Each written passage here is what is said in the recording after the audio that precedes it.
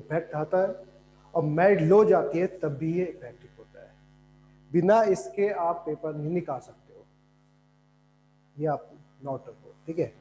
अगर आपके इसमें 25% मार्क्स आते हैं तो जो आपका सिलेक्शन की उम्मीद काफ़ी हो जाती है। जैसे कहीं के साइंस है, मैथ्स है, बायो है, इन सब्जेक्टों में तो बहुत ही इंपॉर्टेंट है ये चीज़ें, ठीक है। और जैसे इंग्लिश, हिंदी, इनमें इनमें हाई मेरिट जाती है तो उनमें भी ये बहुत ज़्यादा क्या करता है, रोल अदा करता है। कौन? टीचिंग एप्टीट्यूड, ठीक है। अब टीचिंग एप्टीट्यूड में कैसे ये 25 नंबर आपकी आएगी, तो इसको एक सिस्टमेटिक तरीके से पढ़ना पड़ता है, और सबसे इंपॉर्टेंट है कॉन्सेप्ट। बिना कॉन्सेप्ट के आप 25 नंबर नहीं ला सकते हो, या 30 नंबर नहीं ला सकते हो, या 22 से ऊपर नंबर नहीं ला सकते हो। सबसे इंपॉर्टेंट है कॉन्सेप्ट।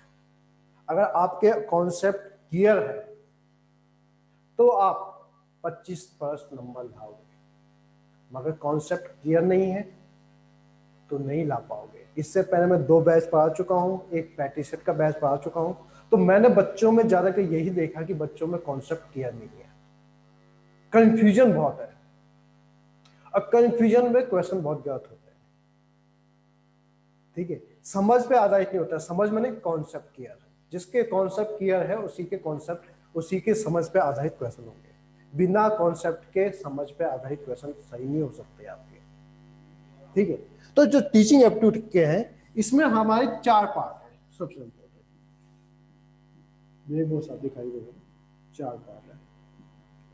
पहला पार्ट है आपका शिक्षण, जो सबसे इंपॉर्टेंट, शिक्षण और अधिगमन, ये 2 सबसे इंपॉर्टेंट पार्ट है टीचिंग एप्टीट्यूड के। टीचिंग और लर्निंग, इन्हीं से लगभग सारे क्वेश्चन इन्हीं से बनते हैं आपके टीचिंग एप्टीट्यूड में, ठीक है। तीसरा आता है बाल विकास, इससे काफी कम क्वेश्चन बनते हैं आपके। तीसरा जो पार्ट आता है बाल विकास का, इससे बहुत ही कम क्वेश्चन बनते हैं। अभी तक जितने भी टीचिंग एप्टीट्यूड या नेट के पेपर होते हैं, या प्रोफेसर के पेपर होते हैं, लेक्चर के पेपर होते हैं, या आईटी के पेपर होते हैं, ज्यादातर इन दोनों से ही क्वेश्चन आपके बनते हैं। अब इनमें भी क्यों, सबसे पहले हम सिलेबस पे डिस्कस करेंगे, तभी आपको पता चलेगा कि हमको क्या क्या पढ़ना है, किस प्रकार से पढ़ना है। तो सबसे पहले शिक्षण में सबसे पहले आता है शिक्षण। टीचिंग होती क्या है, टीचिंग की प्रकृति क्या है, टीचिंग के उद्देश्य क्या है, टीचिंग की प्रकार क्या है, टीचिंग के चरण क्या है, टीचिंग अधिगमन प्रक्रिया क्या है, ये सब टीचिंग के अंतर्गत आते हैं। शिक्षण अधिगमन की प्रक्रिया, ये आपके इसके अंदर आएगा प्रक्रिया।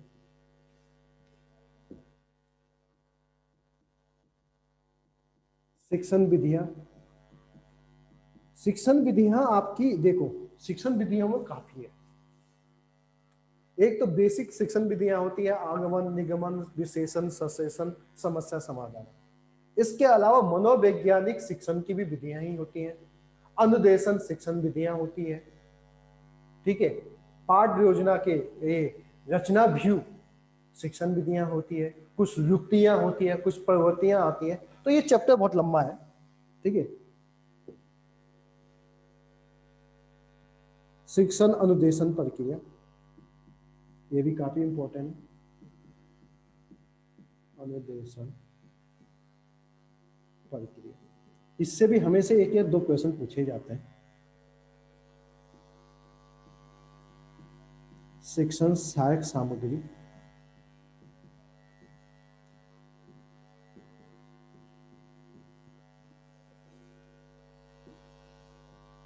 शिक्षण व्यवसाय, टीचिंग का क्या पेशा होना चाहिए, क्या गुण होने चाहिए, क्या प्रतिबद्धताएं होनी चाहिए, ये सब क्वेश्चन आते हैं आपके इसमें टीचिंग में।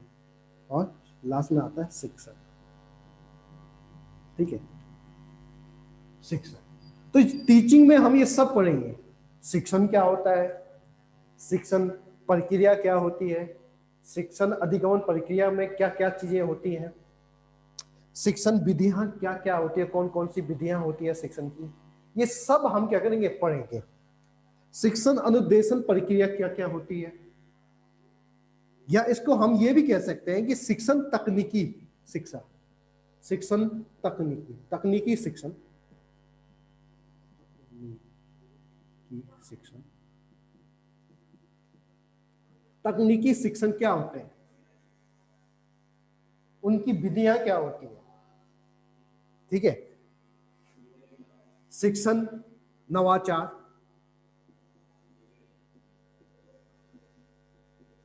शिक्षण नवाचार क्या होती है, शैक्षणिक प्रयोग क्या होते हैं,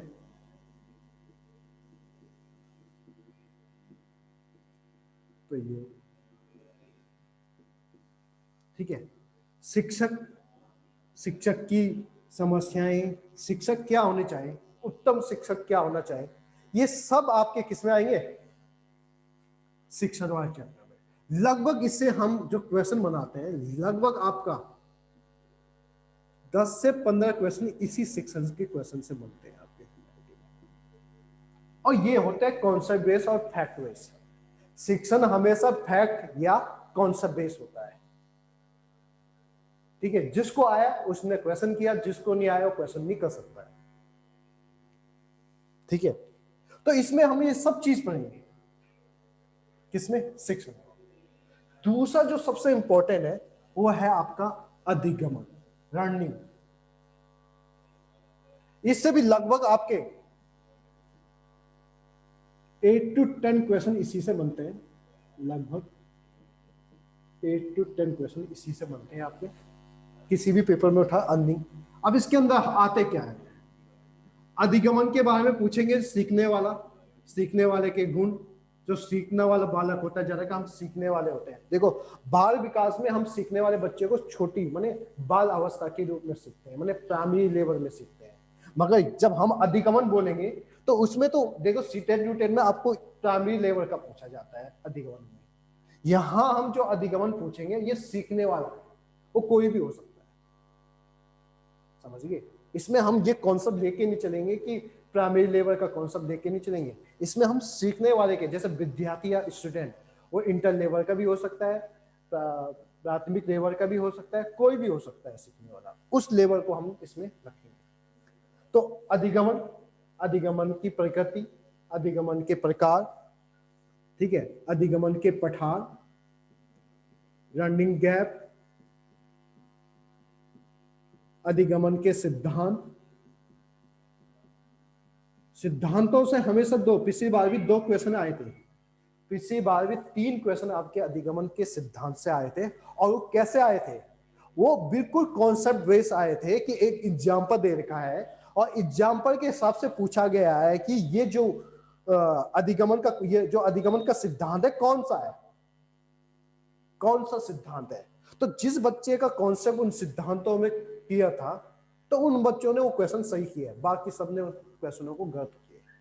क्यों, उन्होंने कॉन्सेप्ट, उन्होंने ये कहा कि आप रट के आ सकते हो या पढ़े पढ़ाए आप आ सकते हो, मगर उन्होंने एग्जाम्पल के रूप में क्या पूछ दिया, सिद्धांत पूछ दिया।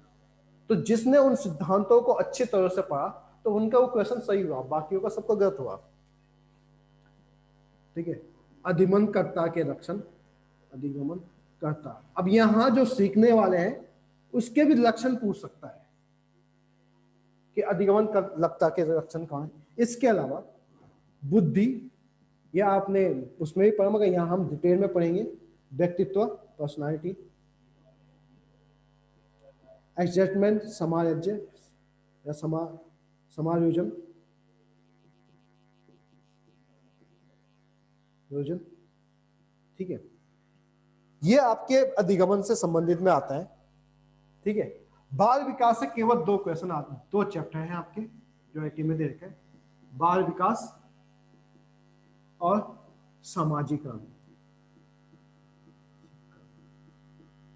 ये 2 क्वेश्चन दे रखे हैं आपके। तो ज्यादा से ज्यादा 2 या 3 क्वेश्चन आएंगे बाल विकास से, ठीक है। बाल विकास के लगभग 6 चैप्टर होते हैं, बाल विकास, किशोरावस्था, सामाजिकरण, बाल नैतिक विकास के सिद्धांत, ये 5-6 चैप्टर बाल विकास के होते हैं जो आपने डीपी रूट सीटेट में पढ़े। इसके अलावा कुछ हॉट चैप्टर भी होते हैं जैसे मूल्यांकन, इससे भी हमेशा 1 या 2 क्वेश्चन पक्का आ जाता है। देखो मूल्यांकन से 1 नंबर पक्का है, इजी चैप्टर है, एक नंबर पक्का है। एनसीएफ 2005, इससे भी एक क्वेश्चन पक्का है, मगर इसमें सब्जेक्ट वाला नहीं पूछा जाएगा, इसमें आपको एनसीएफ 2005 के बारे में पूछा जाएगा।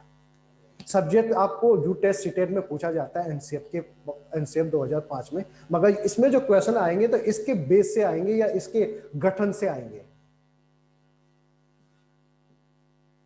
आरटीई 2009, आरटीई 2009, इससे भी एक क्वेश्चन पक्का है। इसके अलावा आपके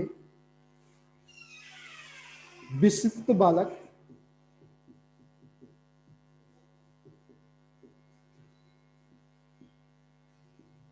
व्यक्तिगत भिन्नता,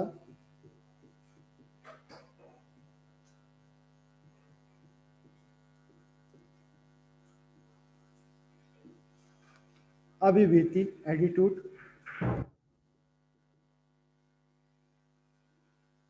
ठीक है, ये आपका पूरा आईटी का सिलेबस है। तो मैंने कहा कि अगर आप इन दोनों पे भी अगर फोकस देते हो, अब तो टाइम काफी ज्यादा है, अब तो आपको सभी पढ़ना चाहिए। देखो, इन दोनों पे भी अगर फोकस देते हो तो आपके लगभग 20 नंबर करेक्ट हो जाते हैं। ठीक है, एक और चैप्टर है एक्शन रिसर्च, क्रियात्मक शोध, इससे भी हमेशा एक क्वेश्चन आता है। तो देखो 1 2 3 4, इन 4 चैप्टरों से आपके 5 नंबर के क्वेश्चन आते हैं, तो 5 नंबर आपकी ये फिक्स हो गई इनसे।